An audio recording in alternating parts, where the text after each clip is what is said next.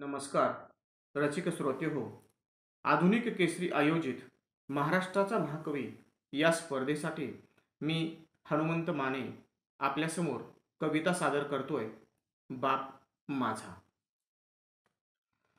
दिवसभर बैलासारखा राबायचा जेवताना टोपलीकडे बघून.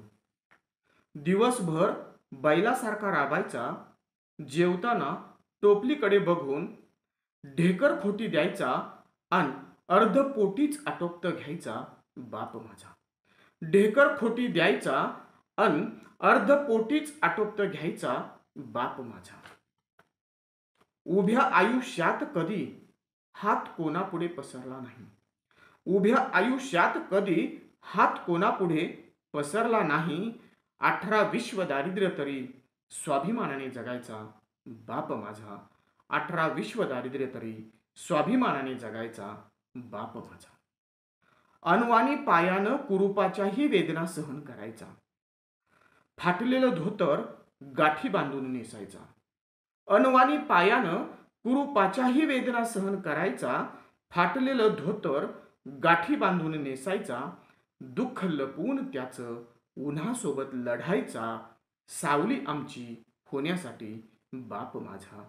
दुःख लपवून त्याचं उन्हासोबत लढायचा. सावली आमची होण्यासाठी बाप माझा. अपत्याप्रमाणेच शेतीवर आणि जनावरांवरही आतोनात जीव होता.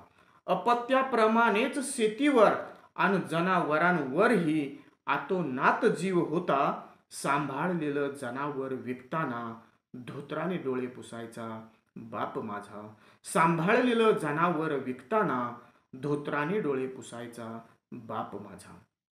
संकटांना नको घाबरू मी जिवंत असताना. संकटांना नको घाबरू मी जिवंत असताना. आधार असा द्यायचा चेहऱ्यावर सुरकुत्या पडलेल्या असताना बाप माझा. आधार असा द्यायचा चेहऱ्यावर सुरकुत्या पडलेल्या असताना बाप माझा. आनंदात जगत होतो छायेखाली बापाच्या. आनंदात जगत होतो छायेखाली बापाच्या. चेहरा का सुकलाय त्याचा विचार म्हणायचा आईला बाप माझा. चेहरा का सुकलाय त्याचा विचार म्हणायचा आईला बाप माझा. गरीब असला तरी इमानदार होता. भुकेलेला ओळखून जीव गरीब असला तरी इमानदार होता.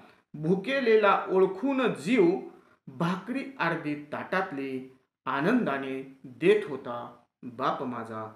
भाकरी अर्धी ताटातली आनंदाने देत होता बाप माझा. शतदा हात जोडून विनंती देवा माझी तुला. शतदा हात जोडून विनंती देवा माझी तुला. जन्मोजन्मी दे मला हाच बाप माझा. जन्मोजन्मी दे मला हाच बाप माझा. धन्यवाद.